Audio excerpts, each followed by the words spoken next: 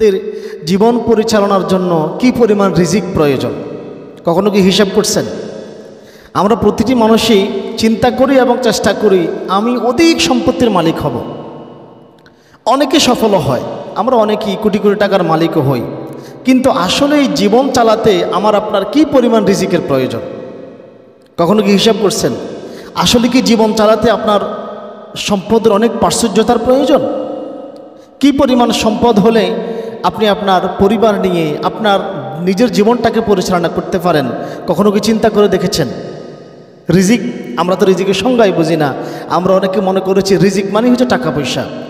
রিজিক মানে শুধু টাকা পয়সা নয়, রিজিক মানে আপনার সুস্থতা, আপনার জ্ঞান, আপনার মান সম্মান, আপনার স্ত্রী, আপনার ছেলে সন্তান, আপনার শান্তি। আমরা যে শান্তি অনুভব করি, আমরা যে সুখে থাকি, এই সবগুলি হচ্ছে রিজিকের অন্তর্ভুক্ত।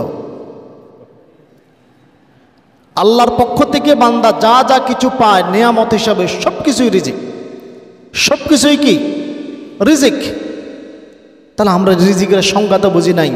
জীবন চালানোর জন্য কি পরিমাণ রিজিকের প্রয়োজন, ইসলাম কি বলে আপনার জীবন পরিচালনার জন্য কি পরিমাণ রিজিকের প্রয়োজন। রাসূলুল্লাহর হাদিস দেখেন, সহিহ মুসলিমের হাদিস থেকে জানা যায়, হযরতে আব্দুল্লাহ ইবনে আমর রাদিয়াল্লাহু তাআলা আনহু বলেন, ক্বালা রাসূলুল্লাহ সাল্লাল্লাহু আলাইহি ওয়াসাল্লাম, আল্লাহর রাসূল সাল্লাল্লাহু আলাইহি ওয়াসাল্লাম বলেন, কদ আফলাহা মান আসলামা, সেই ব্যক্তি সফল হয়েছে যে ইসলাম গ্রহণ করেছে। এক নম্বরে বলতেছেন কদ আফলাহা মান আসলামা, কদ আফলাহা সেই ব্যক্তি সফল। কে সফল? মান আসলামা, যে ইসলাম গ্রহণ করেছে, সফল হচ্ছে সেই ব্যক্তি।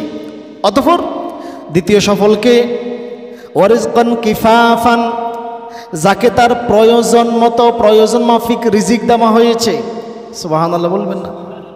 এমন ব্যক্তি যাকে আল্লাহ তার রিজিক মাফিক, তার যে পরিমাণ রিজিকের প্রয়োজন এই পরিমাণ রিজিক দিয়েছেন তাকে, সে হচ্ছে সফল। ওয়াকান্নাহুল্লাহু বিমা আতাহু, এবং আল্লাহ তাকে যে রিজিক দিয়েছেন, তাকে যে ইসলাম গ্রহণ সুযোগ দিয়েছেন, এর উপরে সে সন্তুষ্ট আছে। তাহলে তিন ব্যক্তি, কয় ব্যক্তি? যে ইসলাম গ্রহণ করেছে, ইসলাম গ্রহণ করার পর আল্লাহ তাকে প্রয়োজন মতো রিজিক দিয়েছে, তিন, এই রিজিকের উপরে তাকে সন্তুষ্ট রেখেছে, এই ব্যক্তি হচ্ছে সফল।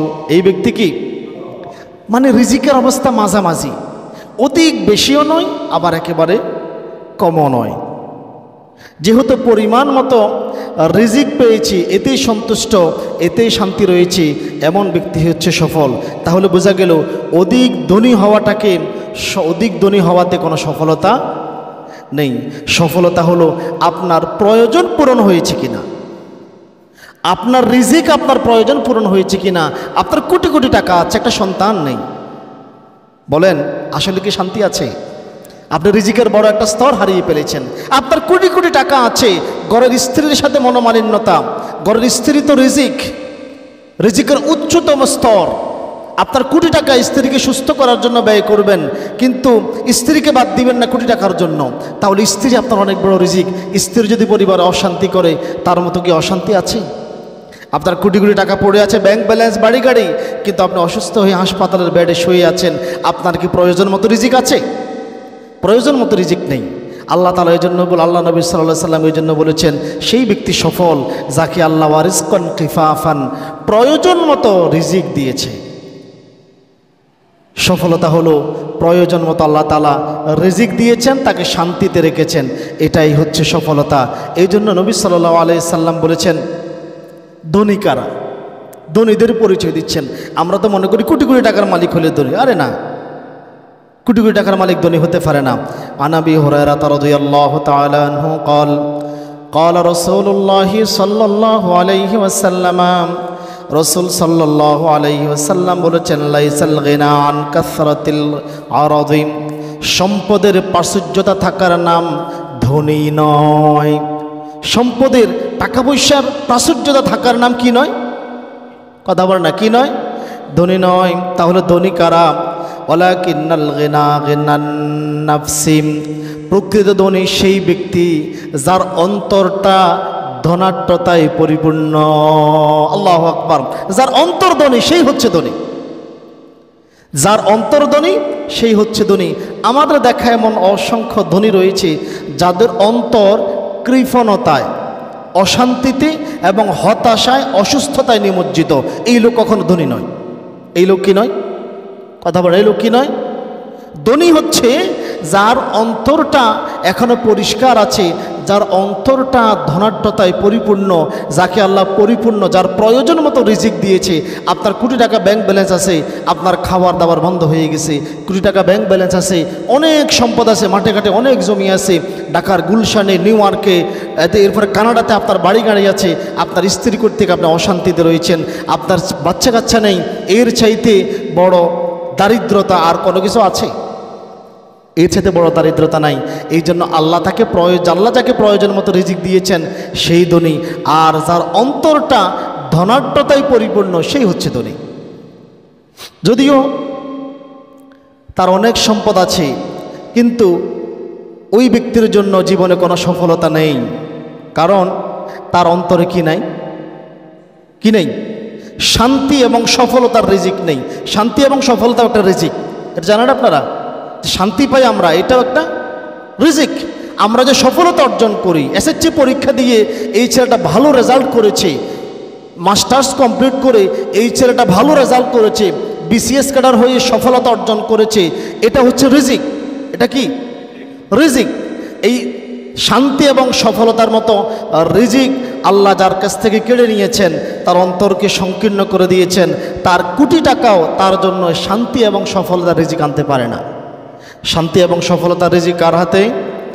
আল্লাহর হাতে। আল্লাহ তাআলা বলেন, আল্লাহু ইয়াবসুতুর রিজকা লিমান ইয়াশাউ মিন ইবাদিহি ওয়া ইয়াকদিরু লাহু।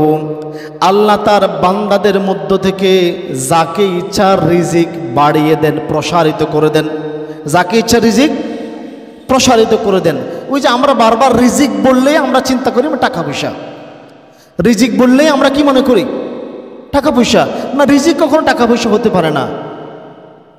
রিজিক সুস্থতা, জ্ঞান, মান সম্মান, ছেলে সন্তান, স্ত্রী, আপনার শান্তি, সুখ, এইগুলি হচ্ছে আপনার রিজিক।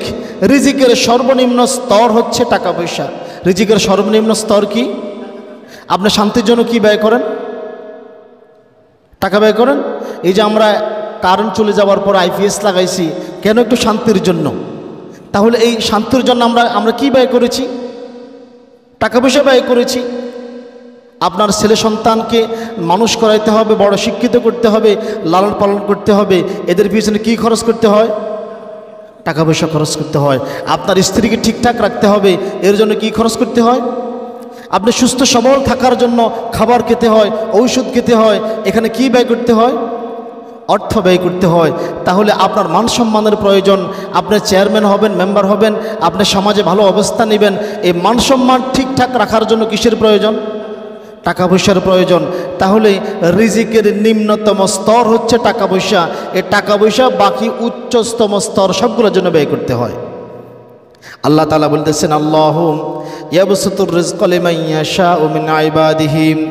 আল্লাহ তার বান্দাদের মধ্য থেকে যাকে ইচ্ছা রিজিক প্রসারিত করে দেন, ওয়া ইয়াকদিরু লাহু, এবং যাকে ইচ্ছা রিজিক সংকীর্ণ করে দেন। এটা আল্লাহর ইচ্ছা। কার ইচ্ছা?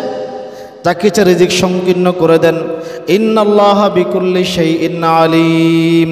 নিশ্চয় আল্লাহ সর্ববিষয়ে অবগত।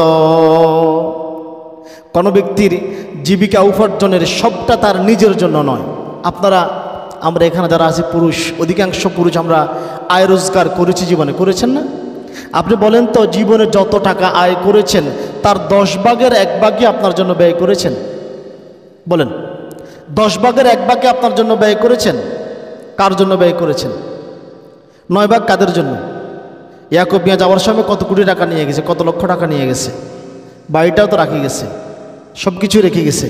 তাহলে জীবনে যা কিছু উপার্জন করেছেন তার 10 ভাগের 9 ভাগে মানুষের জন্য, জীবন চালানোর জন্য। আসলে অধিক অর্থের আকাঙ্ক্ষা আমাদের জীবন থেকে আসলে আমাদের সুখ এবং শান্তি কেড়ে নিয়েছে।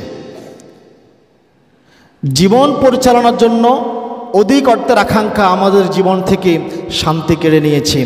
রিজিকের প্রয়োজন, তাই বলে নিজেকে ধ্বংস করে, নিজেকে জাহান্নামে নিক্ষেপ করে আপনাকে আমাকে রিজিক উপার্জন করার কথা ইসলাম বলে নাই।